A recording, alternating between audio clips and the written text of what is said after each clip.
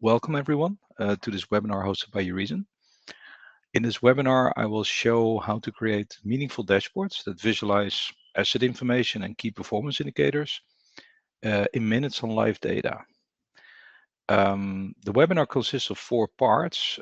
First, I will briefly introduce the company UReason. Then we will have a look at some important guidelines that help you creating meaningful and optimized displays for your users. And then we go into APM Studio to build an example on live data from a number of sensors that I have available here and a setup that's available. After the live demo, there's space for questions and answers. So if you have any questions, put them in the chat, and then we'll collect all the questions. And in the Q&A session towards the end, I will answer or try to answer all of your questions. So I'm Jules Zoekmans, presenting to you today. I have a background in AI starting in the 90s, and I've been involved many times in the past 25 years in prognostic and predictive programs that ensure asset integrity for critical assets and critical processes. Here are my contact details. If you have questions after the webinar, don't hesitate to email me. I work at UReason. UReason is a software company that provides solutions for real-time condition-based and predictive maintenance. And I help our customers daily to use our software, from data analysis to setup of applications and solutions that monitor important assets and processes. At UReason, we combine our domain expertise and software knowledge with our customers, and I help them from data to solutions. We have offices in Rotterdam, which we see here in the picture, where I'm currently also sitting present, and in Reading in the UK. Our customers are predominantly in the manufacturing and process industry, and the majority of them is located in Western Europe and the North Americas. UReason is active in the real-time condition monitoring, predictive and prescriptive maintenance domain. Our field of operation is from helping customers to insights into data to helping asset owners, OEMs, and maintenance service organizations with data-driven maintenance solutions.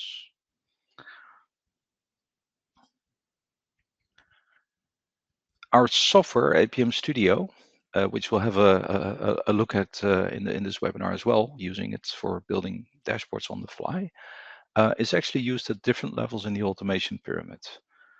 It's used embedded at the lowest level, level 0, with OEMs monitoring faults and risks in isolation to an asset.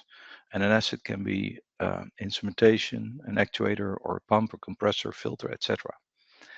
At the edge, one level up, where we process asset data of one or multiple assets, we run condition monitoring and predictive applications near to where the data is generated. And we also work at level 2 and level 3 in the automation pyramid, where APM is used to monitor faults in relationships to the process, deployed running on on-premise compute typically. And when deployed at level 4 and level 5, APM Studio is used for optimizing the maintenance cost and planning associated to an asset base supporting a process, but again using data to provide data-driven maintenance operations. In today's webinar, we're going to have a look at building dashboards. We're going to build some dashboards that show asset and sensor data. And good visualization of asset data is of great importance as the human in the loop makes decisions based on the information that is presented.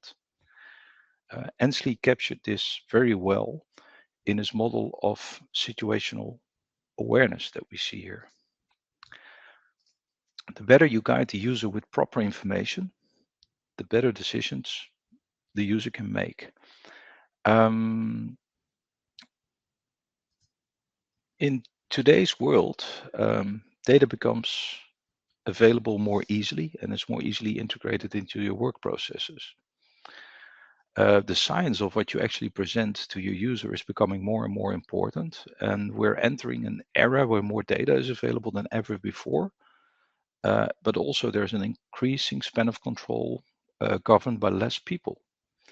There are some standards developed that help you guide you in choosing the right UI and interaction designs, such as the effective console operator HMI design by the Abnormal Situation Management Consortium, and the ISA 101, which defines lifecycle activities for creating user displays, views on asset data and processes that guide and help the users in the most effective manner.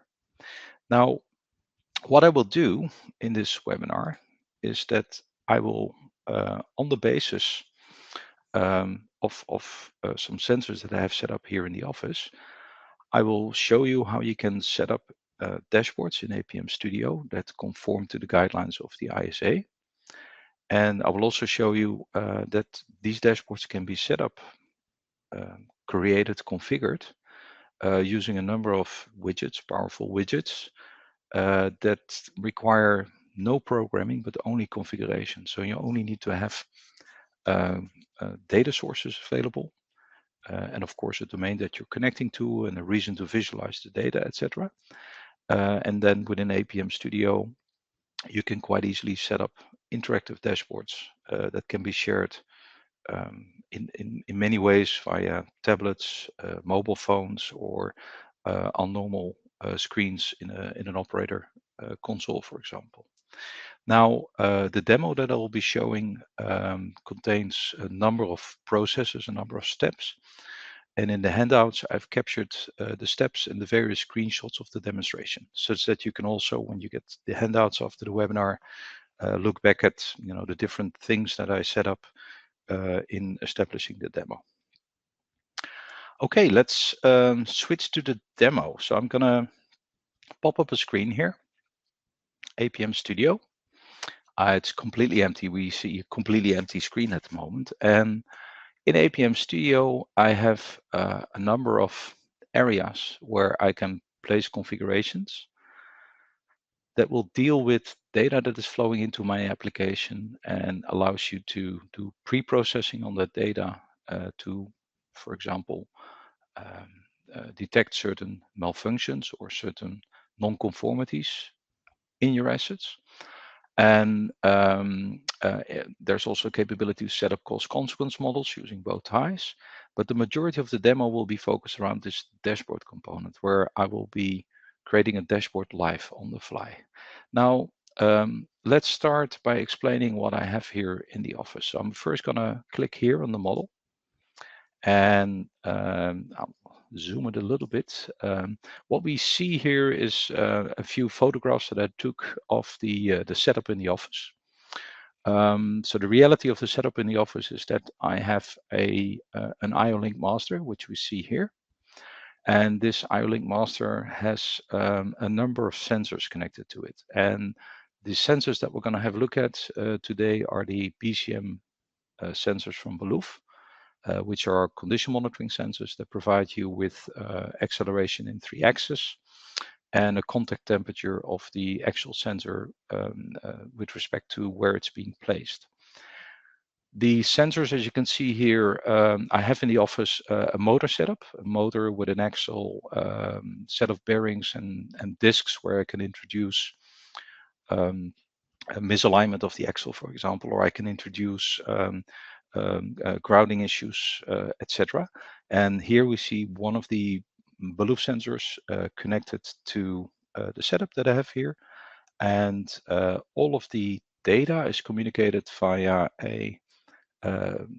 an IO-Link master.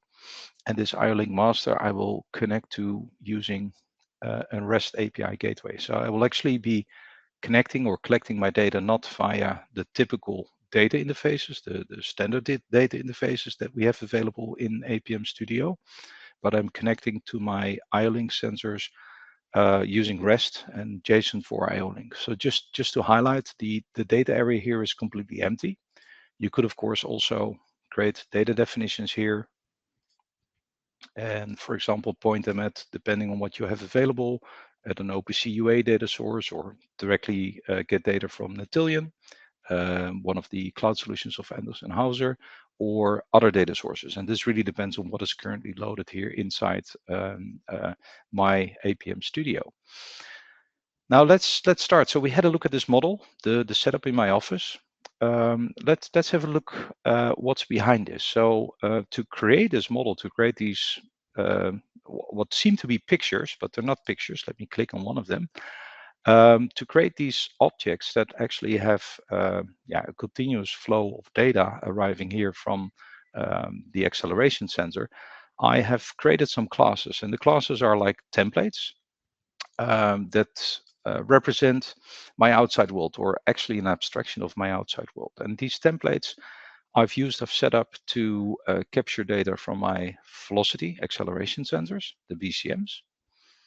I've also set up a class to represent the IO-Link master. And I've also set up a class to represent the interface to the IO-Link master, which is a JSON for IO-Link interface, which I'm accessing via REST API. And REST is a protocol that is used quite a lot, also in industry, to connect to devices that have a set of known gets and puts. It's actually quite similar to working on the internet. When you type in the google.com address, for example, you're actually doing a get to receive information from Google. And when you type in your search term, let's say you search for UReason, it's a post, and it's informing Google to find anything that is related to UReason and report those results back to you. So it's an asynchronous interface in this case, and using this asynchronous interface, I'm collecting data from the IO-Link master, which has these velocity sensors connected. So let's have a quick look. I'm switching screens now to the setup that we have here. So my IO-Link master, let me just go to the configuration here, has two ports that have been set up, which have the green lights here that are connected to the acceleration sensors, the BCM sensors. And these two ports are continuously communicating data. So let's have a look at that. And this is one of the ports. You see there is this byte stream here, which you see changing quite rapidly. And it's actually triggering on the changes in X, Y, and Z, and potentially also temperature, and providing you with a byte stream here of the actual acceleration of the sensor. And I could, for example, start hitting my desk right now, and you should see the values changing more rapidly or going higher, but it's not very much man readable. It's machine readable though. So let's have a look in APM Studio. I have these templates set up. I have a model here, and I have this this velocity sensor. Let's have a look at it again. We see that the byte stream actually is translated into data, the streaming data here. And here we actually see in the description the actual Balluff sensor that I'm using. Let me just zoom a little bit there for you, because I just got a message from the moderator that's a bit too small. So the BCM sensor we're connecting to can measure acceleration in a range up to 3.2 kilohertz and up to 16 Gs, and it's connected via an IO-Link 1.1 connection to the IO-Link master, and we get this data directly back from it. And I can also zoom into the location. This is where I'm currently presenting at our office here in Rotterdam, and I can see if there's for this sensor any alarms that are associated to it. And I can also have a quick look at any of the charts. This is like default functionality that we have inside APM Studio. I can also click on the IO-Link master.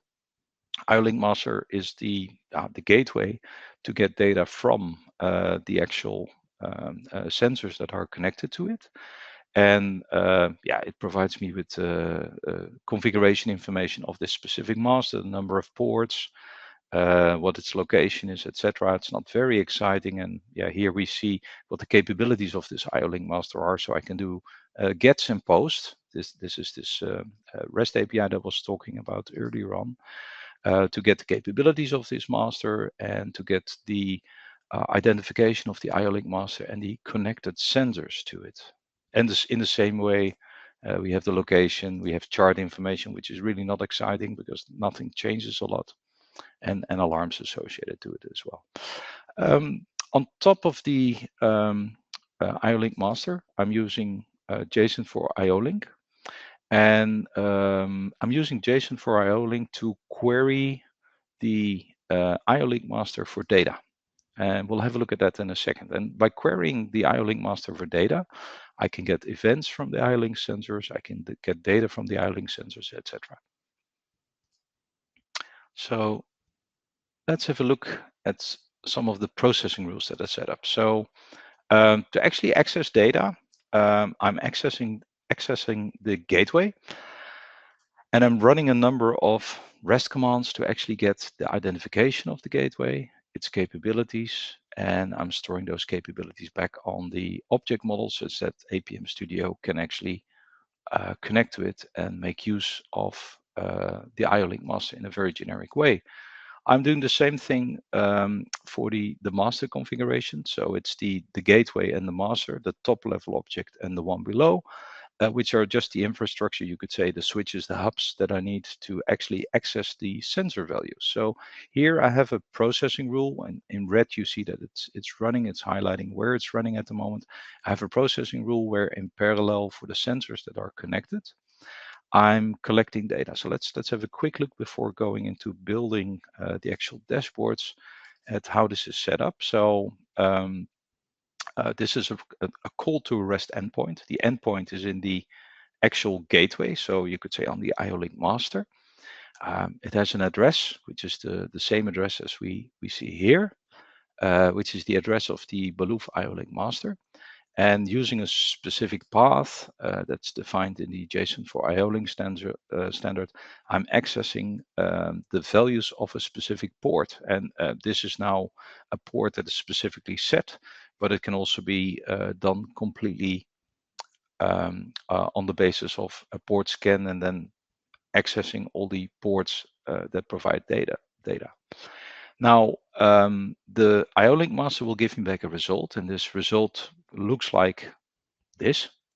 And I need to translate that result, which was a byte array, into something that is actually man-readable. So this is a bit of code. APM Studio is a low no-code environment. This is a bit of code to actually translate the byte stream into a floating point value that represents the different properties that I'm interested in. So here we see that I'm getting the floating point value for the RMS in the X, Y, and Z direction, and the contact temperature of the actual Balluff sensor. Okay, let me switch this one back on again. And let's have a quick look at the model just to verify. We are seeing data coming in here for sensor 1. And we see data coming in here for sensor 2. So everything is fine. So this is just some of the setup that has been established to actually connect to these IO-Link sensors.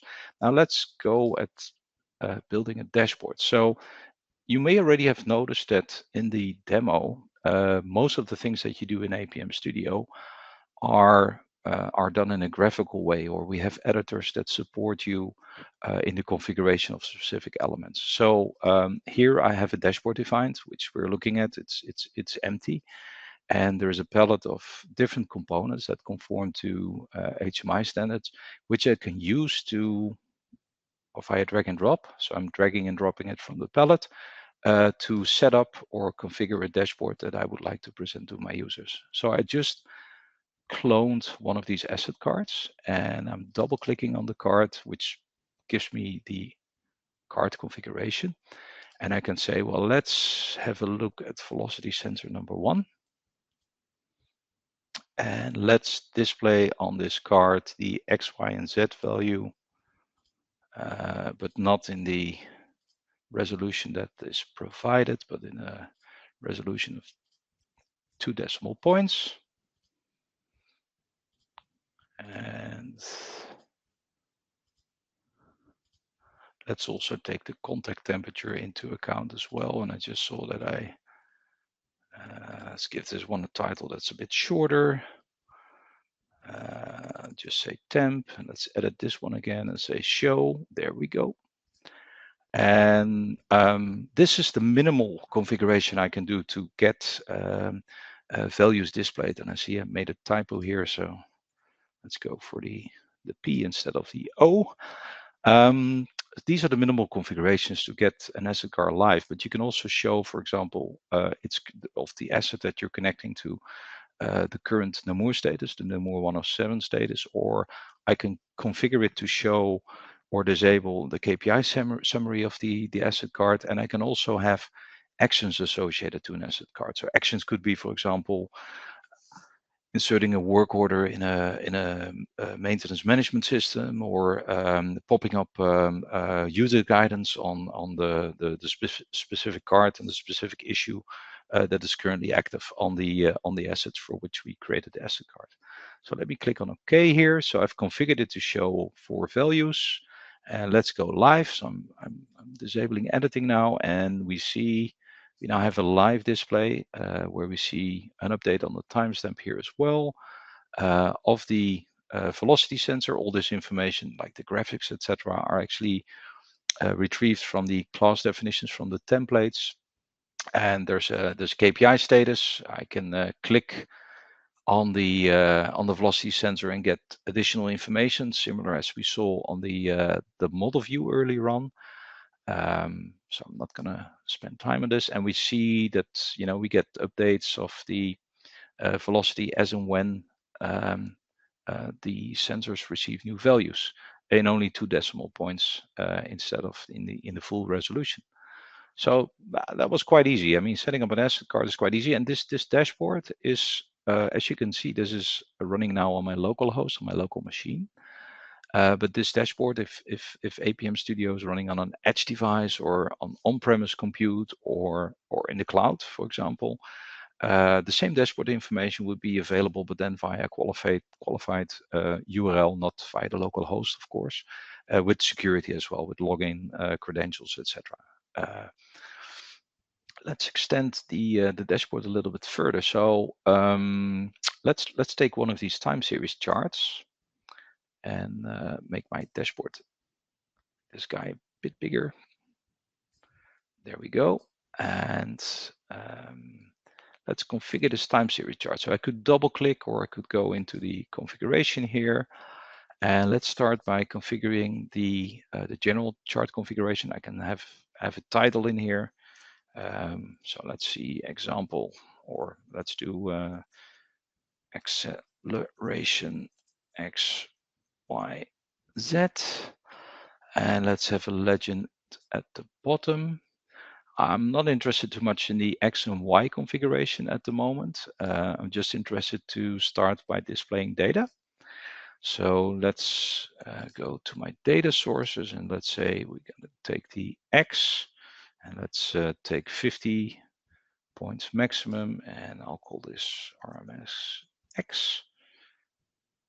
And let's add another line for the Y.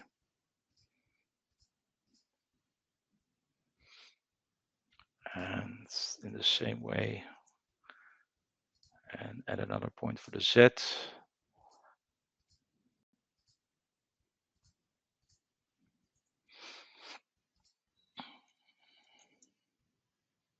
There we go.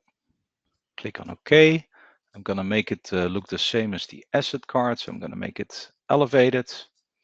And let's make this screen live and see what happens. So these are the now current values of my acceleration sensors, 2 of the acceleration sensors. And I'm going to switch on the motor, the electrical motor that we saw earlier on in the picture. So there may be a bit of a beeping sound here in the background. So I just switched on the motor. So there's a variable speed drive, and there's a motor, and I can increase the RPM on the motor basically.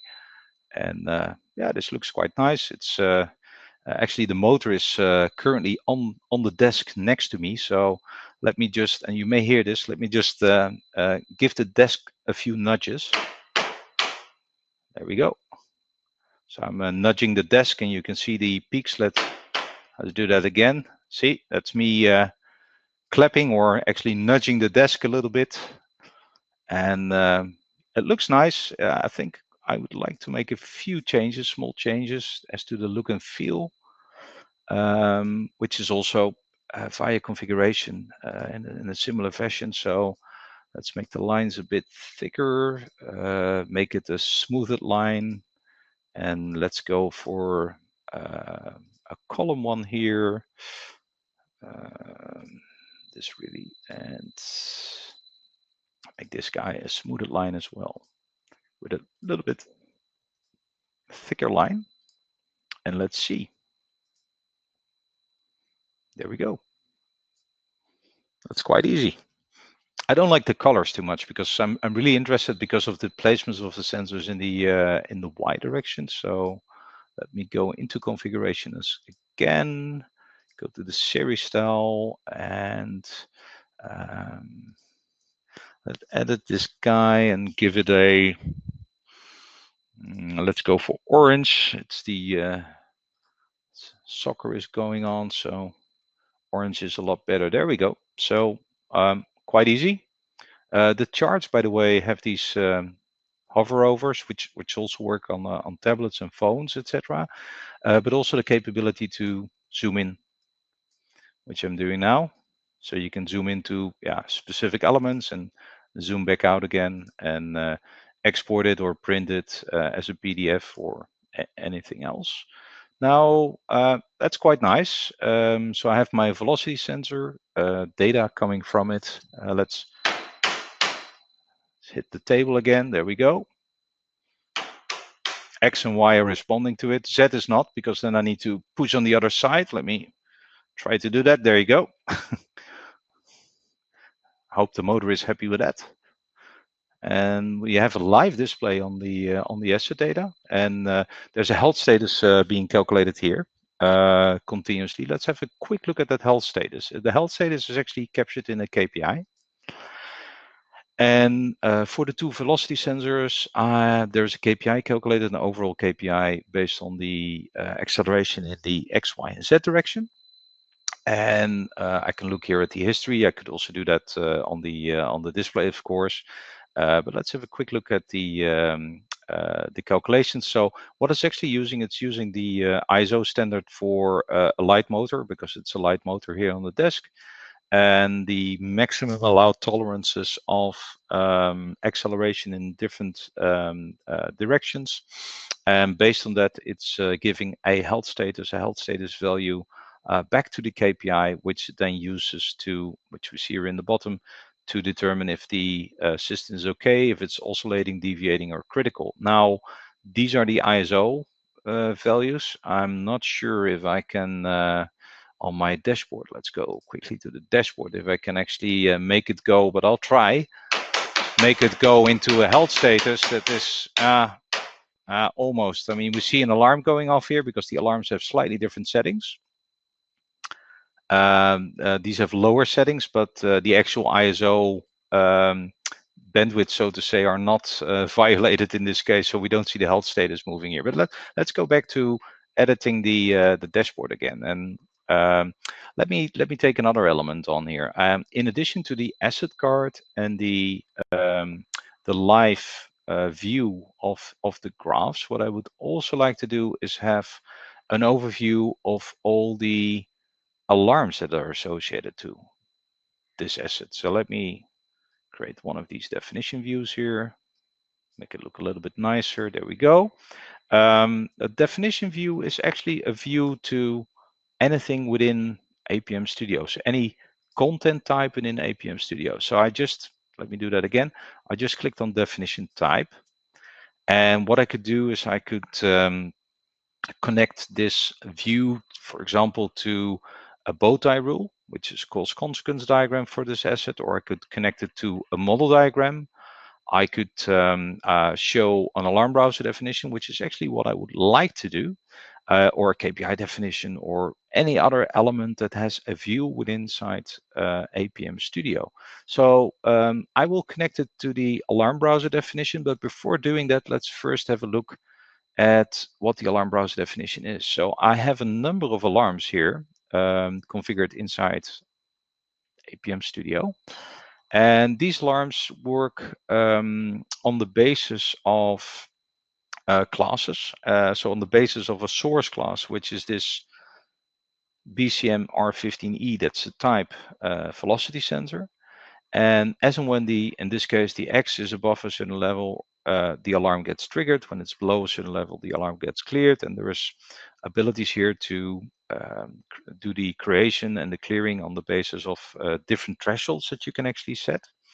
And as and when let me take this into edit mode.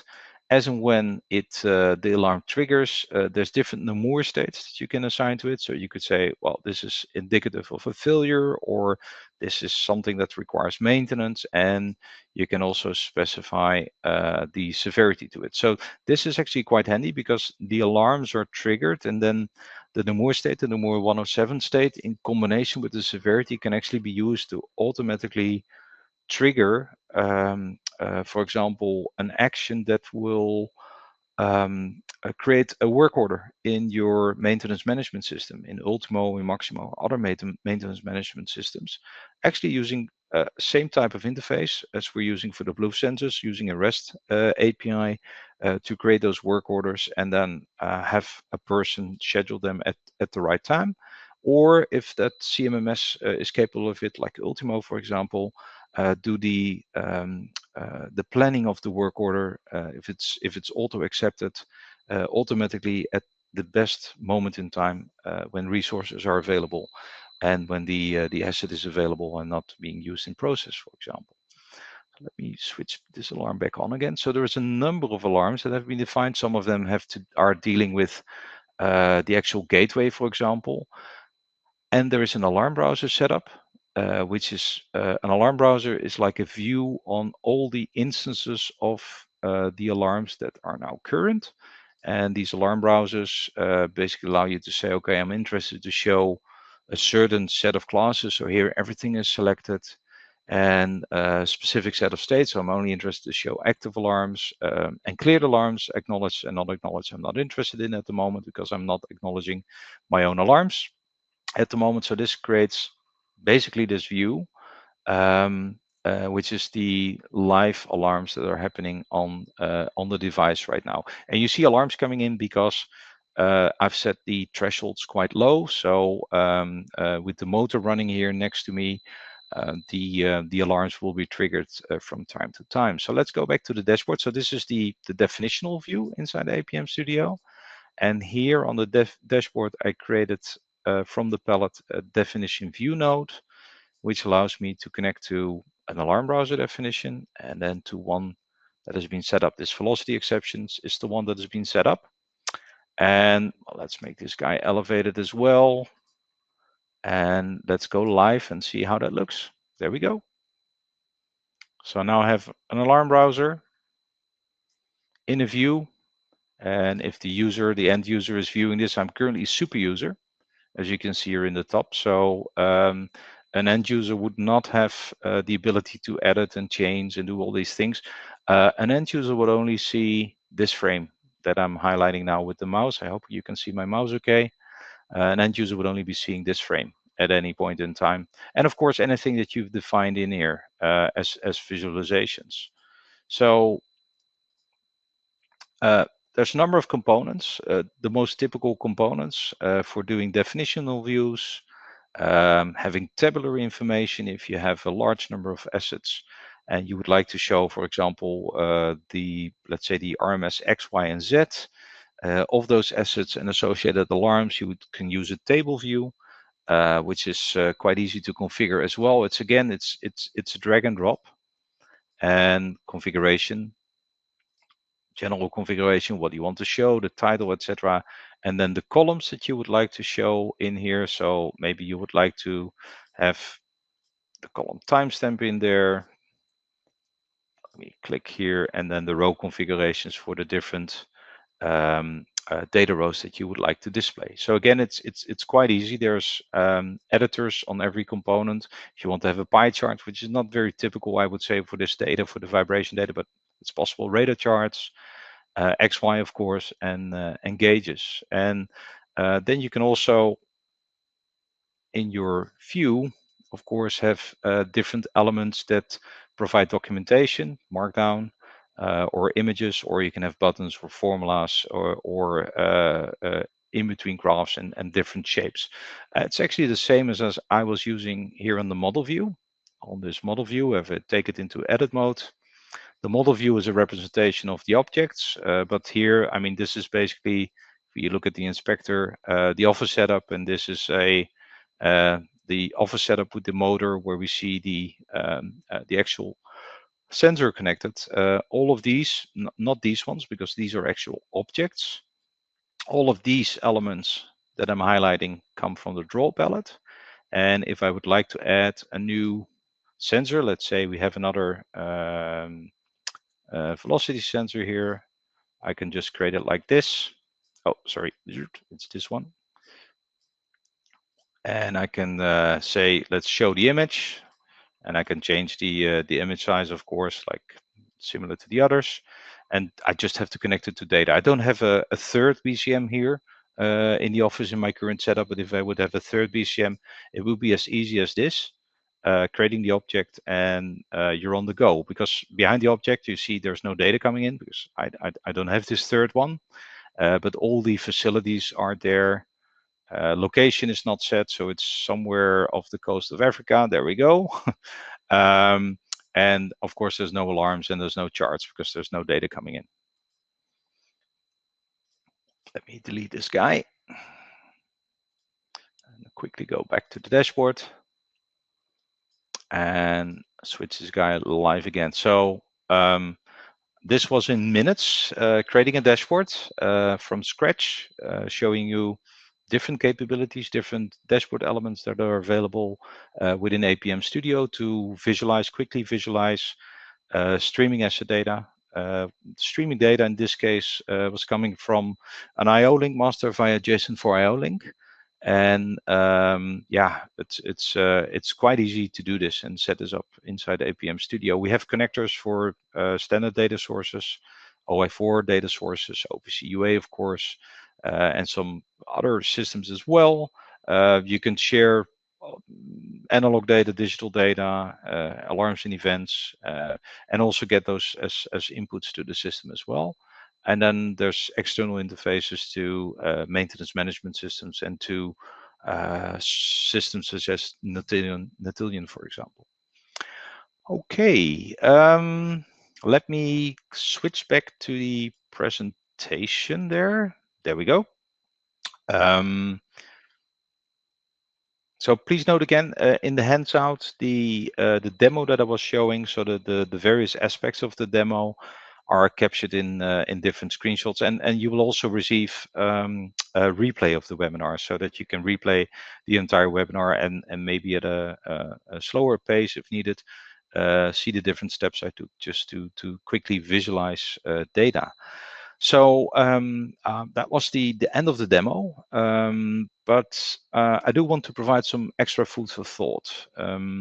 For UI development, we need to take into account that we're designing interfaces for a new generation, where in the past we would try to find a space for every measured value on our SCADA and DCS screens. More attention is given to the way in which we present information so that decision-making processes are guided as good or as well as possible. And some food for thoughts with the digital natives, people that grew up with tablets, mobile phones. We're also dealing with another type of data consumer. Sometimes people say that the digital natives have a shorter attention span and consume data where data presented is a given, i.e. it's a truth. So we need to do our utmost best to present as good as possible a picture of the states of our assets and processes in such a way that we make it easy for our digital natives. Now, the demo showed that we can easily set up interactive dashboards linked to streaming data sources, and I hope this short webinar was valuable to you. With APM Studio, you can set up monitoring of assets easily and in minutes. In a similar graphical low-code fashion, you can set up real-time condition monitoring and predictive maintenance solutions, informing or actively assisting your field personnel. So we've come to the end of the slides, the end of the webinar, but it's not done yet. There's now time for Q&A. If you can't stay for the Q&A, please fill out our evaluation form that Carlos will post in the public chat. So I'm just going to have a look at Carlos here. Carlos, can you? He's already done it. So Carlos just posted a evaluation form. If you can't stay for the Q&A, then please click on the link. It's a form. It will take you a minute or so to fill out, and we really appreciate your feedback because it helps us to improve our webinars and improve the content and also provide you with webinars that are on specific topics that are of interest to you. So please take a minute time to fill in the evaluation form, and then we'll now go for the Q&A session. And Carlos, can you share with me in the presenter chat the questions? Okay, so let me do two things. Let me, cancel, that's the wrong button. Let me go back to the view so you can see me again. Let me switch off the motor because it has, it creates some sound. So I'm switching off the motor there in the background. I'm looking here at the screen. Question is, the example showed a connection to sensors using a REST protocol. Can APM Studio also connect to IoT platforms to collect data for streaming analysis purpose, real-time condition monitoring? Yes. In a similar fashion, APM Studio using REST can, for example, connect to different IoT platforms. So if we take a recent example that we did with PTC ThingWorks, PTC ThingWorks is one of these IoT platforms that's used by a lot of larger companies. And it provides a REST API, quite a detailed REST API for collecting data from the things that are in the pool of the IoT platform, and then collecting data from the things, events from the things, but also the API also allows you to send back data to the IoT platform, to PTC ThingWorks. So you can send back from APM Studio an event, an alarm, or you can manipulate variables or data that are needed to be shown to the user, for example. So we can connect to IoT platforms. We typically connect to IoT platforms over REST API, but there's also some platforms that support MQTT and OpenSea UA. So those are the most common communication protocols, where OpenSea UA, of course, is from a digital security point of view, the most robust, I would say, the most safe. There's another question. Creating a dashboard seemed easy. Can you also create a dashboard for different types of users that get different information presented? Yeah. So thanks for that question. So yeah, I created a dashboard which was didn't specify user, but inside, and let me just switch again to the screen. Let's see, that's this screen, share. Yep. And get APM Studio up again. Yeah, in here, what I didn't show was that different elements of the dashboard and the dashboard itself can be made available to specific users. So within APM Studio, you can configure the users and configure the different users that have access to the setup. So you can only do this. I won't do this right now, but you can only do this in admin mode. And let me just go to. Let's do this via the help. So yeah, this is the help system you're currently seeing. So we have quite a extensive set of help to guide you step by step in creation of applications inside APM Studio. And part of the help is also the way in which you can set up your dashboard and inform different users. So there's the concept of users exist within, of course, within APM Studio. You can create multiple users that have different access privileges to different elements that we see here. And when you have done this, then depending on how many layers of users you have defined. So let's say you have a field engineer and you have a super field engineer, and the super field engineer is capable of seeing additional things. Then, sorry. Then using the user configurations, you can provide different versions of a dashboard or two different dashboards to the super field user and the field user, making sure that the information that they see, the information that is presented, is for a specific user type. And you can also link this if you have, for example, an on-premise or a cloud deployment into role-based access control or into authorization like Zero Auth that provides you or provides us the software, so to say, APM Studio, with the profiles and what people and of specific user types are allowed to see. Very long answer. Sorry about that. Let me just take a sip of water. Is it also possible to set up extensive dashboards with navigation in APM Studio? Yes. What I did not do right now in my dashboard, because it was a singular dashboard, and let me switch back again to the dash. What I did not do any status bars or navigation bars. So I just clicked on status bars, and well, here we have a end user title. So let's call this guy home, or yeah, it doesn't really matter. These are the users that are currently set up in my APM Studio, and you can extend these as well. Let's activate this guy. Click on OK, and then add details to this. So let's say the home button has a standard screen, which is a model status, which uses, let's not use an image, but use an icon. There we go. And it also has something else, which again is a model status. And there we go. And I can also extend these. So the something else, I can basically say something else brings me to a dashboard diagram, or we only have one dashboard here. So let's say something else brings me to the model definition. And it can be done in every single one of the users. And this one brings me to an alarm browser definition, velocity exceptions. There we go. And I think I still need to do this one, off setup. There we go, close. I now have two of these navigational buttons here in the top ribbon. I can also change, by the way, this title here, of course.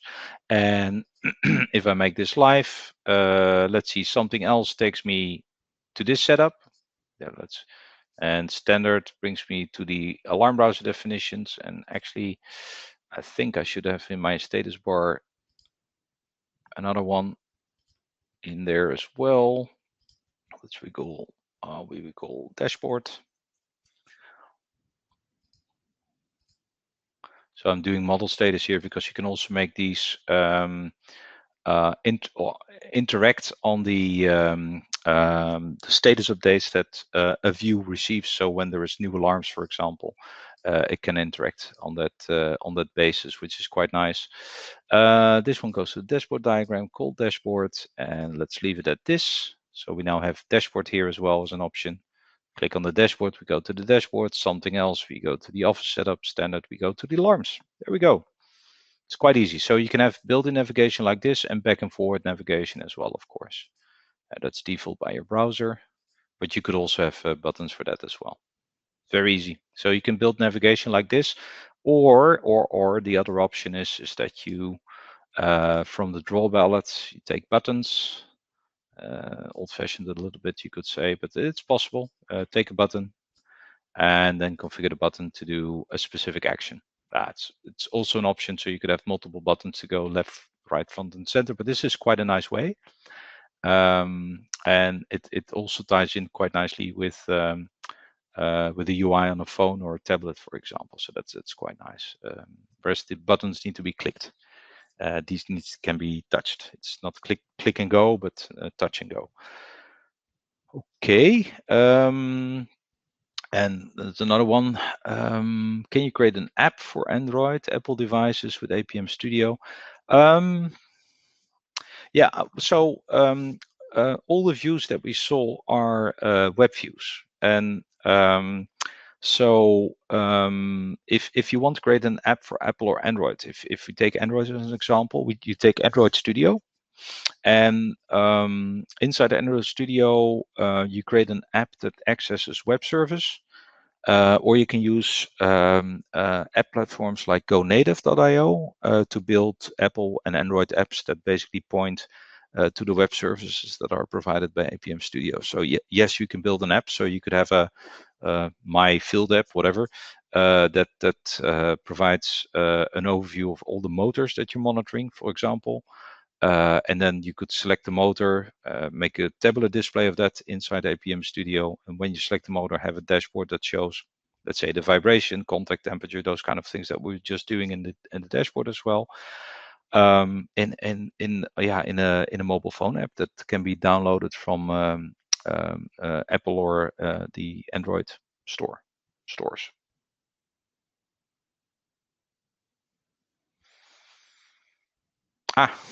What are the state models that that's a good one. Okay, so let me switch back again there for this question. So I didn't show all the aspects of APM Studio. So we only looked at classes and models and alarms and KPIs very briefly, and then the dashboards here at the end. So, but there's more capabilities inside APM Studio, such as processing rules, bow ties.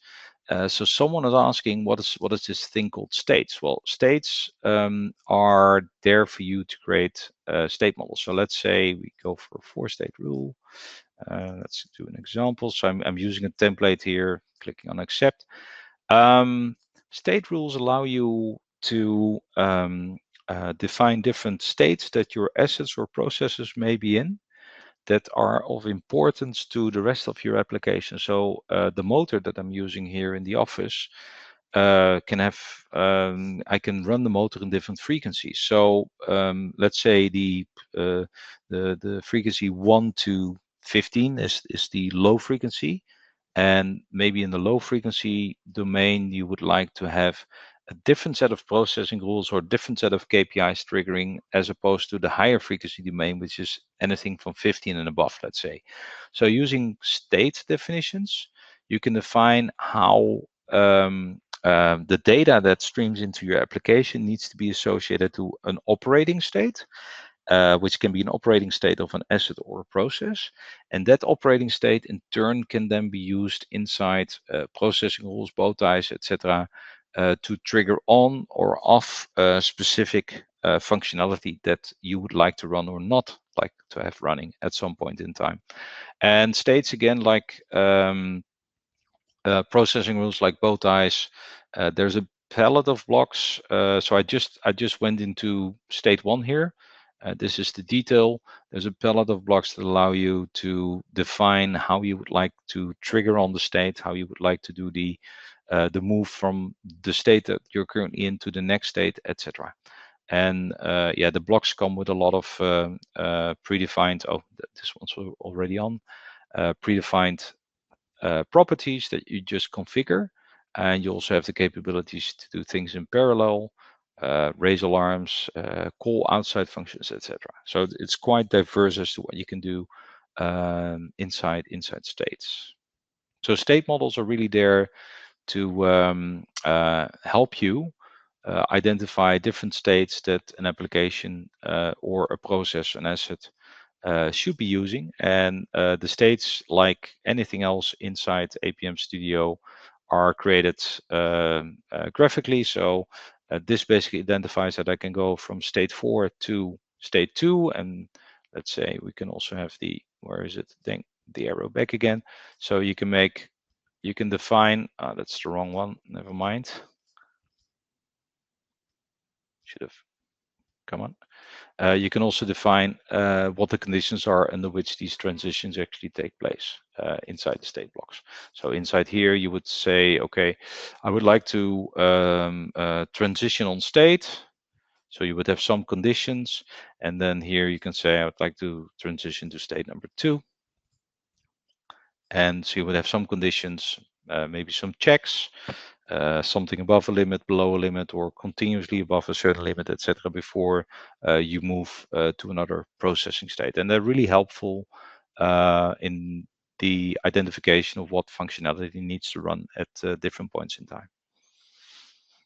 Okay, Carlos? Oh, a question not related to the content of the demo, but another thing that was noticed. Bow ties. The question is, are the bow tie models shown in the UI risk barrier models? Yeah, they're actually somewhat. So let me switch. So sorry for the switching back and forth. Let me switch to the screen again. So question is with respect to bow ties. So bow ties are indeed risk barrier models, and let's create a bow tie rule. Use a template. So a bow tie rule is detecting a certain unwanted event. So that could be that let's say there's an misalignment of the axis, and that could be caused, let's say, by multiple reasons. And the misalignment could be because there's the bearing is worn. The misalignment could be because there's grouting issues. The misalignment there could be many different causes. So bow ties allow you to do cause analysis real time on the data streams on the left hand side. And then as and when this bow tie triggers, so as and when the event that you're interested in that you want to prevent triggers, you can have on the right hand side barriers that check for certain actions that the user takes or certain conditions that need to be met in the process to identify if the event is actually going to lead to other consequences. So bow ties are quite nice for showing to user what is happening, why it's happening. So the call side with the test, the evaluation of the different calls controls, and then as and when it is happening, to show on the right hand side what the consequences of that are and how imminent, so how soon those consequences will actually be hit. So bow ties are risk barrier models, but yeah, bow ties are used a lot in the oil and gas industry, and they're very often a paper exercise. Sometimes software is used to capture them, but very often it's we call it a paper exercise because all the barriers, all the causes for unwanted events and the consequences are being detailed, but it's not made live. And with APM Studio, you can make these cause consequence models live on the basis of your streaming data, and also generic. So let's say you have a bow tie for a pump or a compressor, and we have default templates for these as well. Then you can have those work generically across a fleet of similar assets, and that's yeah, that's quite powerful, quite powerful. Okay, Arthur, I'm tempting to go. I was going to say I'm tempting to go back to the camera. I'm back to the camera. I see there's no more questions. Again, if you have the option to and the time, a minute of time to fill in the evaluation form, it would really be appreciated. Carlos, can you post in the public chat? And maybe you've already done that. I still see it's there. Yeah, the review form. Thanks, Carlos, for that. Thank you for attending the webinar. I just see the time here in the bottom right of my screen, so I used a little bit more time than we expected. I hope you enjoyed the webinar, and please fill in the evaluation form, and we'll see you again on the next webinar, and I hope it was valuable to you, and see you again next time. Thank you. Take care.